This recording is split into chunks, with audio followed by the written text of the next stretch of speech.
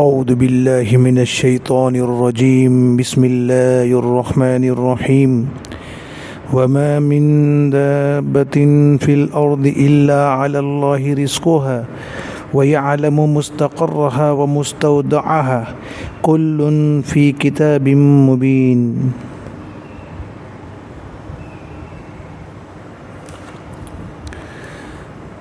محترم بزرگوں، دوستوں اور بھائیوں، 12ویں پارے کے شروع کی آیتیں یعنی سورہ ہود کی آیت نمبر 25 تک اللہ تبارک و تعالیٰ نے نہ ماننے والوں کی چند نہ سمجھی کی باتوں کا تذکرہ فرما کر ان کے جوابات دیتے ہوئے اپنی بے شمار قدرتیں اور احسانات گنوائے۔ پھر آیت نمبر 49 تک حضرت نوح علیہ السلام کا واقعہ بیان کیا گیا ہے، جس کا خلاصہ یہ ہے کہ حضرت نوح علیہ السلام اپنی قوم کے لوگوں کو مختلف انداز سے سمجھاتے رہے اور کھلے الفاظ میں ان سے یہ بتایا کہ تم لوگ اللہ کے راستے سے ہٹ چکے ہو، میں تمہیں صحیح راستہ بتاتا ہوں، تم اسے قبول کر لو۔ ان کی قوم کے جن غریب لوگوں نے اسلام قبول کر لیا تھا، ان کے بارے میں اسلام نہ لانے والے لوگ حضرت نوح علیہ السلام سے یہ کہتے تھے کہ ان کو آپ اپنے پاس سے ہٹا دو، ورنہ اگر ہم اسلام قبول کر لیں تو ہم بھی انہی کی طرح چھوٹے ہو جائیں گے اور یہ ہمارے برابر ہو جائیں گے۔ اللہ کے نبی حضرت نوح علیہ السلام نے فرمایا یہ نہیں ہو سکتا۔ اور دیکھو، کسی انسان کے نبی ہونے کے لیے اس کا یا اس کے ساتھیوں کا مالدار ہونا یا اس کے پاس چھپی ہوئی چیزوں کا ہونا ضروری نہیں ہے، اور نہ میں کبھی اس کا دعویٰ کرتا ہوں۔ اس سے یہ بات سمجھ میں آتی ہے کہ یہ قرآن کریم کی تعلیم کے خلاف ہے کہ کوئی آدمی کسی عالم دین، اللہ والے یا نیک کام کر رہے لوگوں کے ساتھ جڑنے سے پہلے یہ دیکھے کہ ان کے ساتھ کون کون لوگ ہیں۔ اگر ان کے ساتھ غریب اور کمزور قسم کے لوگ نظر آئے تو وہ یا تو ان کے ساتھ جڑتے ہی نہیں، یا پھر جڑ جانے کے بعد ان کمزوروں کو وہاں سے بھگانے کی کوشش میں ناکامی کے بعد خود ہی بھاگ لے۔ ہمیں صرف یہ دیکھنا چاہیے کہ جس عالم دین یا دوسرے دین کے خادم سے یہ کمزور لوگ جڑے ہوئے ہیں، کیا اس سے ہماری دینی اور صحیح دنیاوی ضرورت بھی پوری ہو سکتی ہے یا نہیں؟ اور کیا ہم بھی اس سے رہنمائی حاصل کر سکتے ہیں یا نہیں؟ اگر وہ ہمارے لیے بھی مفید ہے تو ہمیں بھی نہ صرف اس سے جڑ جانا چاہیے بلکہ ساتھ ہی پہلے سے جڑے ان کمزوروں کی ستائش اور تعریف اور حوصلہ افزائی بھی کرنی چاہیے کہ اللہ تعالیٰ نے انہیں ہم سے پہلے اس سے فائدہ اٹھانے کا موقع فراہم کیا اور ہم نے حق کے قبول کرنے میں اور اللہ کی نعمت سے فائدہ حاصل کرنے میں بلا ضرورت دیر کر دی۔ حضرت نوح علیہ السلام کی 950 برس تک جاری دعوت و تبلیغ کے کام کے بعد اللہ تبارک و تعالیٰ نے حضرت نوح علیہ السلام سے فرمایا کہ اب جتنے لوگ اسلام قبول کر چکے ہیں ان کے علاوہ اب دوسرا کوئی بھی اسلام قبول نہیں کرے گا، اس لیے آپ ان کے عمل کی وجہ سے خود مایوس نہ ہو اور ایسا کرے کہ ہماری نگرانی میں اور ہمارے حکم سے کشتی بنائیے۔ اب جتنے نافرمان ہیں وہ سب ڈوب جائیں گے اور آپ انہیں ہرگز بچا نہیں سکیں گے اور نہ ان کے بارے میں مجھ سے کوئی درخواست کریں گے۔ چنانچہ حضرت نوح علیہ السلام نے اپنی کشتی بنانا شروع کر دیا، جس میں وقت بہت لگا۔ اس دوران جب بھی ان کی قوم کے نافرمان لوگ گزرتے تو وہ حضرت نوح علیہ السلام کو کشتی بناتے دیکھ کر ان کا مذاق اڑاتے کہ یہاں تو پانی کے لالے ہیں اور یہ نوح کشتی بنا رہے، ہمیں یہاں پانی پینے کی تکلیف ہے اور یہ کشتی بنا رہے، پتہ نہیں کشتی کو کہاں چلائیں گے۔ حضرت نوح علیہ السلام جواب میں فرماتے تھے کہ اگر تم ہمارا مذاق اڑا رہے ہو اور ہمیں بیوقوف سمجھ رہے ہو تو ہم بھی تمہیں بیوقوف سمجھ رہے ہیں، اور بس اب جلدی ہی معلوم ہو جائے گا کہ کس پہ ذلت کا عذاب آنے والا ہے۔ پھر اللہ تبارک و تعالیٰ کا حکم ہوا، اور جب عذاب کی نشانیاں نظر آنے لگی، اللہ نے زمین کو حکم دیا کہ زمین سے پانی ابل، اور آسمان کو حکم دیا کہ تو آسمان سے پانی برسا۔ جب زمین سے پانی ابلنا شروع ہو گیا اور آسمان سے پانی اترنا شروع ہو گیا تو اللہ تعالیٰ نے حضرت نوح علیہ السلام سے فرمایا، آپ خود بھی کشتی میں سوار ہو جائیے اور اپنے لوگوں کو بھی سوار کر لے، اور ساتھ ہی ہر قسم کے جوڑ والے جانوروں کا ایک ایک جوڑا بھی سوار کر لے۔ حضرت نوح علیہ السلام نے ایسا ہی کیا کہ حکم کے مطابق جنہیں سوار کرنے کا حکم تھا انہیں سوار کر لیا، اور سوار کرتے وقت اللہ کی بڑائی بیان کرتے ہوئے کہا کہ اس کشتی کا چلنا اور ٹھہرنا سب اللہ تعالیٰ کے حکم سے ہی ہوگا، اور ساتھ ہی اس کشتی کے چلنے کی حالت بھی بیان کی گئی ہے کہ وہ لہروں میں ڈاماڈول ہونے کی وجہ سے پہاڑ کی طرح اپنے راستے میں چل رہی تھی۔ اس میں ایک خاص چیز یہ بتلائی گئی کہ حضرت نوح علیہ السلام کا ایک لڑکا کنعان آپ کے ساتھ کشتی میں سوار نہ ہو کر کشتی سے کچھ دور کھڑا ہو گیا۔ حضرت نوح علیہ السلام نے اسے بلایا کہ ہمارے ساتھ کشتی میں آ جاؤ۔ وہ حضرت نوح علیہ السلام کی دعوت پر ایمان نہیں لایا تھا، اس لیے اس نے یہ کہتے ہوئے انکار کر دیا کہ میں کسی پہاڑ پہ چڑھ جاؤں گا تو وہ مجھے پانی سے بچا لے گا۔ حضرت نوح علیہ السلام نے فرمایا کہ آج تو بس اللہ ہی کے ساتھ، اللہ جس کے ساتھ رحم کا معاملہ کرے گا وہی بچ سکے گا، اس کے علاوہ کوئی نہیں بچ سکے گا۔ نتیجہ یہ نکلا کہ دیکھتے ہی دیکھتے ایک لہر بیچ میں آئی اور دونوں باپ بیٹے ایک دوسرے سے الگ ہو گئے اور بیٹا ڈوب گیا۔ پھر جب اللہ تعالیٰ کو منظور ہوا کہ طوفان ختم ہو جائے تو اللہ تعالیٰ نے زمین سے کہا اپنا پانی نگل، اور آسمان سے فرمایا برسنا بند کر۔ پھر کشتی جودی پہاڑ پہ آ کر ٹھہر گئی، پوری دنیا میں سیلاب آیا، ساری مخلوق تباہ و برباد ہو گئی، صرف وہی لوگ باقی رہے جو کشتی میں سوار ہو گئے تھے۔ حضرت نوح علیہ السلام نے اپنے بیٹے کے بارے میں اللہ تعالیٰ سے عرض کیا کہ یا اللہ، آپ نے تو وعدہ فرمایا تھا کہ ہم تمہارے گھر والوں کو بچا لیں گے، لیکن میرا بیٹا ہلاک ہو گیا۔ تو اللہ تعالیٰ نے جواب دیا کہ وہ بیٹا تمہاری نافرمانی کر کے تمہارے اہل سے نکل گیا ہے، اس لیے آپ کو جس چیز کا علم نہیں ہے اس کے بارے میں سوال نہ کرنا چاہیے۔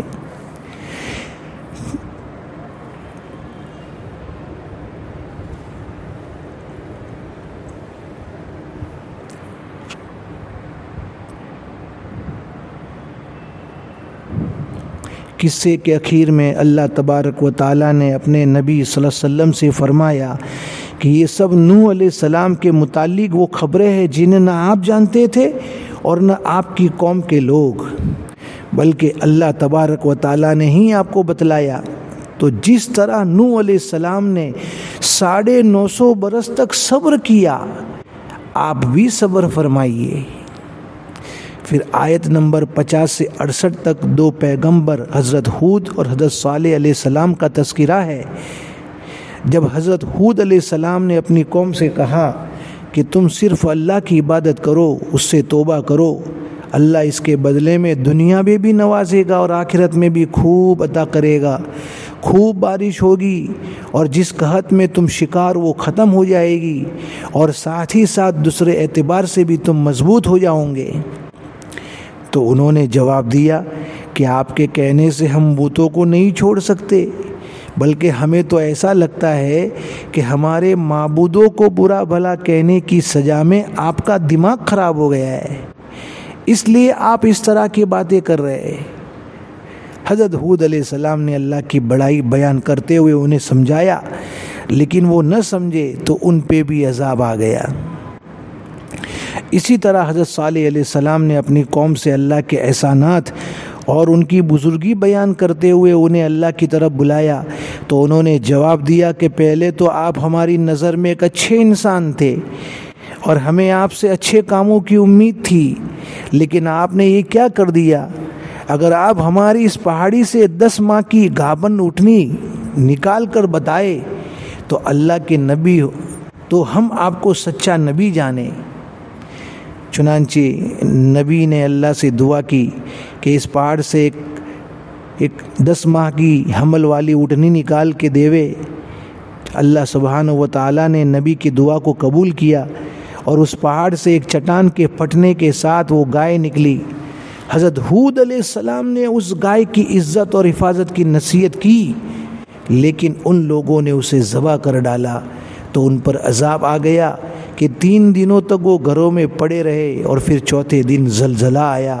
اور حضرت جبرائیل علیہ السلام کی چھینک سے سب کے سب تباہ ہو گئے۔ آیت نمبر 69 سے 73 تک فرشتوں کے حضرت ابراہیم علیہ السلام کے پاس انسانی مہمانوں کی شکل میں آنے کا تذکرہ ہے۔ حضرت ابراہیم علیہ السلام نے انہیں واقعتاً انسان سمجھ کر ان کی میزبانی کے لیے ایک بھونا ہوا بچڑا لا کر ان کے سامنے رکھ دیا۔ جب دیکھا کہ لوگ کھا نہیں رہے ہیں تو انہوں نے تھوڑی سی اجنبیت محسوس کی، تھوڑا ڈر محسوس کیا۔ فرشتوں نے کہا ہم انسانی مہمان نہیں ہیں بلکہ اللہ کی طرف سے بھیجے ہوئے فرشتے ہیں، اور ابھی قوم لوط کے پاس جانا ہے۔ آپ کے لیے خوشخبری ہے کہ آپ کو اللہ تبارک و تعالیٰ اسحاق اور اسحاق کے بعد یعقوب نامی اولاد عطا کریں گے۔ حضرت سارہ حضرت ابراہیم علیہ السلام کی بیوی وہی تھی، تشریف رکھی ہوئی تھی۔ ان کو بھی بڑا تعجب ہوا کہ ایسا کیسے ہوگا، ہم دونوں تو بوڑھے ہو گئے ہیں۔ فرشتوں نے کہا اللہ کی قدرت اور فیصلے میں تعجب کی کیا بات ہے۔ اس کے بعد فرشتے خوبصورت لڑکوں کی شکل میں حضرت لوط علیہ السلام کے پاس آئے۔ وہاں پہنچتے ہی جب ان کی قوم کے لوگوں کو اس کی خبر ہوئی تو جس برے عمل کے وہ عادی تھے، لواطت میں مبتلا تھے، وہ لوگ ان مہمانوں کے ساتھ بھی اسی کو کرنے کے لیے دوڑے۔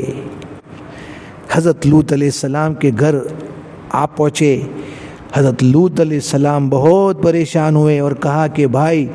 تم لوگ مجھے اپنے مہمانوں کے بارے میں رسوا نہ کرو، بلکہ عورتوں سے نکاح کر کے اپنی ضروریات کو پوری کرو۔ ان لوگوں نے اس سے صاف انکار کر دیا اور مہمانوں کے ساتھ ہی غلط کام کرنے کے لیے ہر طرح کی کوشش کرتے رہے۔ حضرت لوط علیہ السلام نے انتہائی پریشانی کے عالم میں فرمایا کاش میرے پاس کوئی ذاتی طاقت یا کوئی جماعت ہوتی جس سے ان لوگوں کو روکا جاتا۔ پھر ان لوگوں نے بھی آواز لگائی کہ کیا تم میں ایک آدمی بھی سمجھدار نہیں ہے؟ فرشتوں نے حضرت لوط علیہ السلام سے فرمایا گھبرانے کی بات نہیں ہے،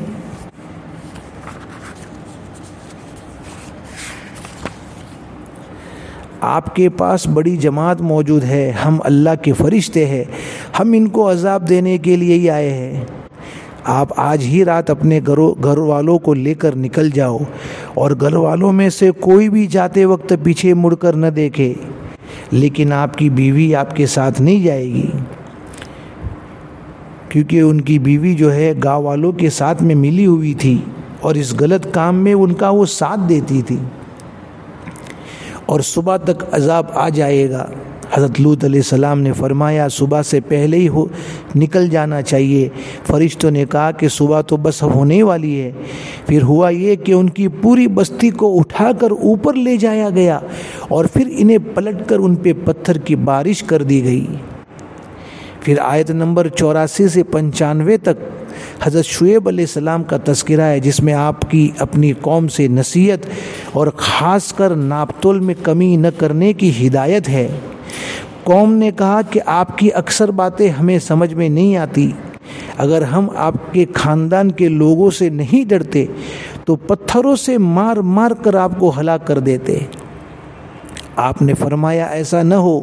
کہ میری دشمنی تم پہ عذاب آنے کا ذریعہ بن جائے، اور یہی ہوا کہ ان پر عذاب آیا اور حضرت جبرائیل علیہ السلام کی آواز سے اپنے گھروں میں اندھے پڑے رہ گئے۔ اس کے بعد سورہ ہود کے اخیر تک پہلے تو حضرت موسیٰ علیہ السلام کے واقعات کی طرف اشارہ کرتے ہوئے قیامت، حساب و کتاب اور جزا اور سزا کے تذکرے ہے، اور دوسری طرف لوگوں کو ایمان کی دعوت دی گئی ہے، اور نبی سے فرمایا گیا کہ ان نبیوں کے سارے واقعات ہم آپ کو اس لیے سناتے ہیں تاکہ آپ صبر کے ساتھ کام کرتے رہے۔ پھر اس کے بعد سورہ یوسف شروع ہوتی ہے، جس میں بہت ہی مشہور اور انتہائی پاک دامن پیغمبر حضرت یوسف علیہ السلام کا قصہ بیان کیا گیا ہے۔ حضرت ابن عباس کی روایت کے مطابق روایت میں آتا ہے کہ صحابہ نے نہیں بلکہ یہودیوں نے آ کے آپ علیہ السلام سے سوال کیا تھا کہ یوسف علیہ السلام کا واقعہ کیا ہے، چونکہ کفار مکہ اور مشرکین مکہ آپ کی نبوت کو نہیں مانتے تھے، تو وہ یہودیوں کے پاس میں آئے کہ ہمارے درمیان میں ایک نبی جو ہے محمد نام کا آیا ہوا ہے، وہ نبوت کا دعویٰ کرتا ہے، ہمیں کیسے پتہ چلے کہ یہ صحیح نبی ہے؟ تو یہودیوں نے کہا تھا کہ تم ان سے سوال کرو کہ یوسف علیہ السلام کا قصہ کیا ہے۔ تو اس کے جواب میں اللہ سبحانہ و تعالیٰ نے سورہ یوسف کو نازل فرمایا ہے۔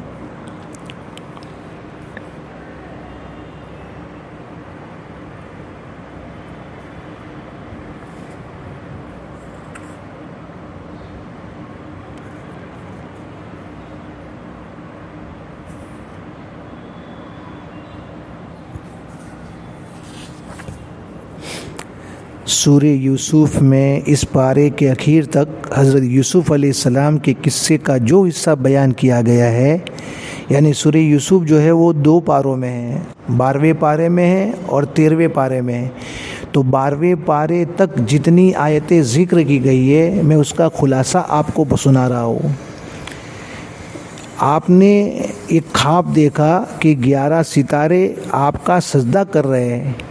جب یہ خواب اپنے والد حضرت یعقوب علیہ السلام سے بیان کیا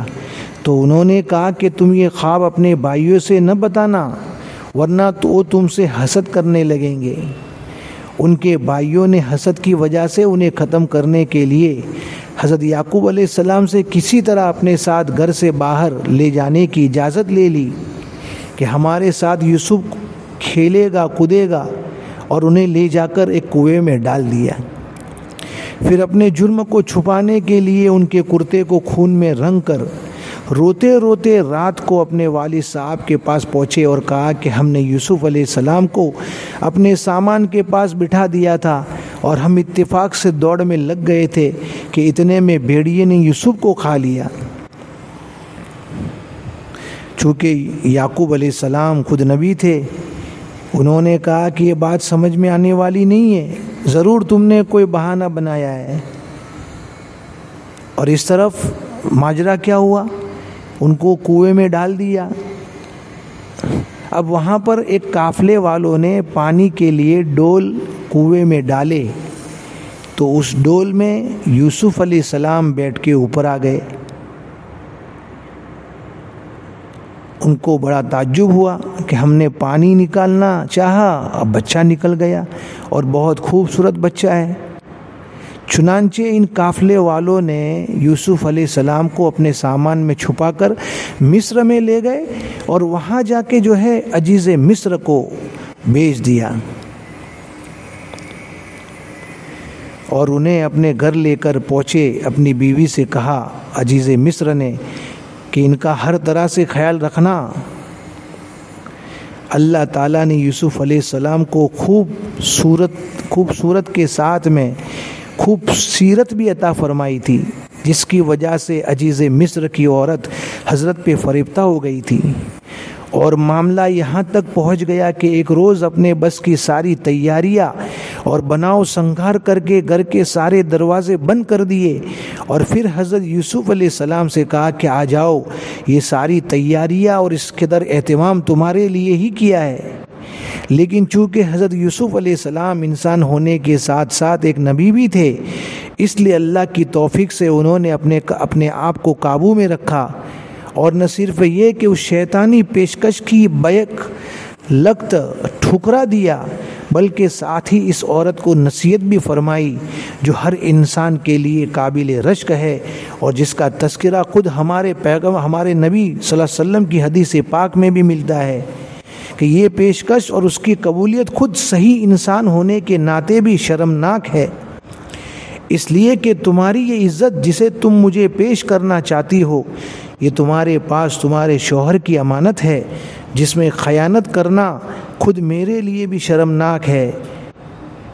اس لیے کہ تمہارے شوہر نے میری پرورش کی ہے، اور اس تعلق سے اس کے مجھ پہ بڑے احسانات ہیں، تو بھلا میرا ضمیر کیسے گوارا کرے گا کہ میں اپنے محسن کی امانت میں خیانت کروں؟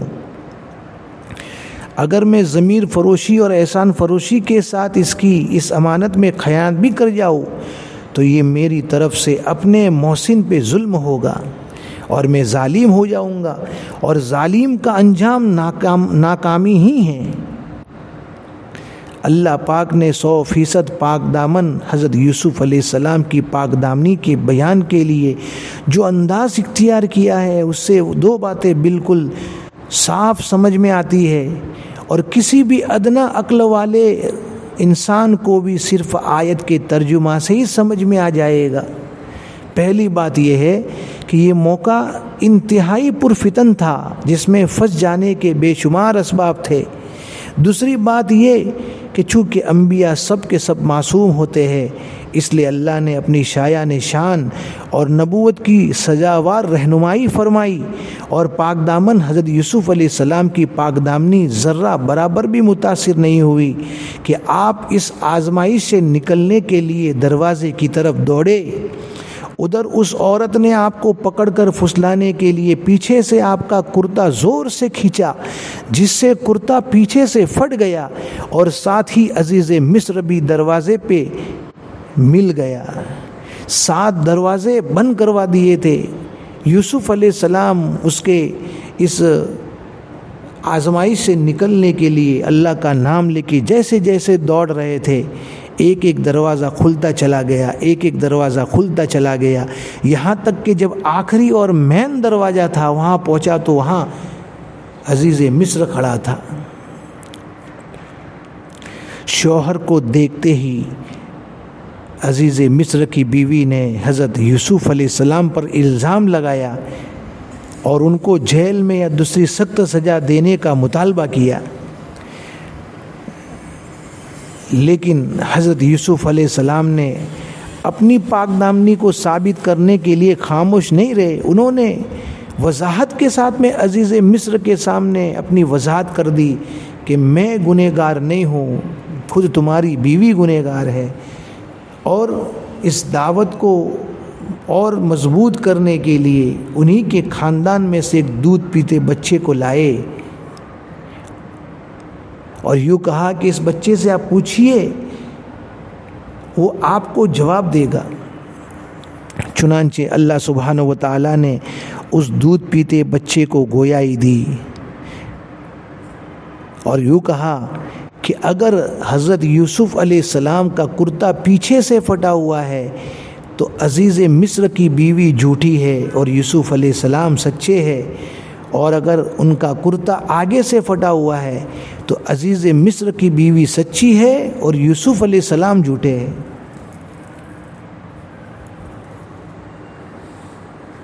جب دیکھا گیا تو واقعی کرتا پیچھے سے پھٹا ہوا تھا، فوراً فیصلہ ہو گیا کہ عزیز مصر کی بیوی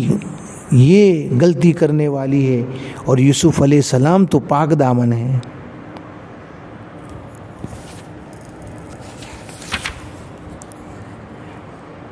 لیکن چونکہ جو معاملہ یوسف علیہ السلام کے ساتھ عزیز مصر نے کیا تھا یہ معاملہ پورے شہر میں پھیل گیا اور مصر کی عورتوں نے عزیز مصر کی بیوی کو تانا دینا شروع کر دیا کہ اتنی بڑی ملکہ ہو کے ایک ادنا سے غلام پہ فریفتہ ہو گئی اور اس کی محبت میں فدا ہو گئی۔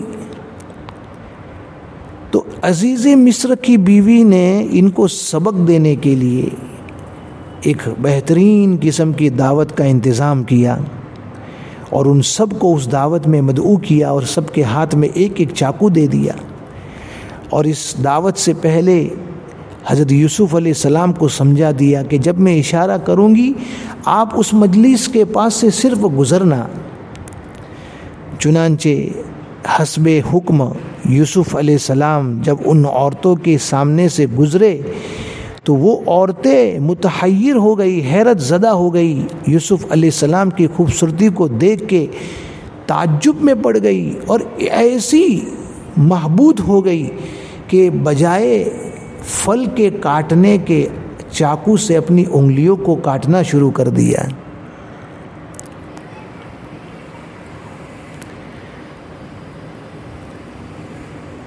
حضرت یوسف علیہ السلام کا جرم اگرچہ ثابت نہیں ہو سکا لیکن آپ کی دعا اور بادشاہ کی مصلیحت کی وجہ سے ان میں جیل میں جانا پڑا۔ آپ وہاں ایک بہترین انسان اور خواب کی تعبیر کے ماہر سے مشہور ہو گئے جس کی شہرت بادشاہ کے دربار تک ہو گئی۔ بادشاہ نے ایک ڈراؤنا خواب دیکھا جس کی تعبیر اس پورے ملک میں سوائے حضرت یوسف علیہ السلام کے کوئی نہیں بتا سکتا تھا۔ چنانچہ بادشاہ کو پتہ چلا کہ اس کی تعبیر تو یوسف علیہ السلام ہی دے سکتے ہیں۔ ان کو درخواست کی گئی کہ آپ جیل سے باہر نکلیے اور میرے خواب کی تعبیر بتائیے۔ حضرت یوسف علیہ السلام نے صاف انکار کر دیا اور کہا کہ جب تک مجھ پہ لگائے گئے الزام میں وہ عورتیں اپنی جھوٹی ہونے کا اقرار نہیں کر لیں گے اس وقت تک میں جیل سے باہر نہیں نکلوں گا۔ چنانچہ ان تمام عورتوں نے اقرار کیا کہ ان سے غلطی ہوئی ہے اور حضرت یوسف علیہ السلام جو ہے وہ پاک دامن اور مجرم نہیں ہیں، ان کے خلاف کوئی بھی قدم نہ اٹھایا جائے۔ پھر بادشاہ کے پاس پہنچ کر تعبیر پہ عمل کرنے کی شکل بتائی اور اس خواب کی تعبیر بتائی اور اللہ سبحانہ و تعالیٰ نے ان کو وزیر خزانہ بنا دیا۔ پھر مصر اور اطراف میں قحط سالی کے زمانے میں جس طرح خلق خدا کو غلہ فراہم کیا وہ حکومتوں کے لیے لائحہ عمل ہے، اسی کے ساتھ یہ 12واں پارہ مکمل ہو گیا۔ اللہ تعالی ہمیں ان کہی ہوئی اور سنی ہوئی باتوں پہ عمل کرنے کی توفیق عطا فرمائے۔ وآخر دعوانا الحمد للہ رب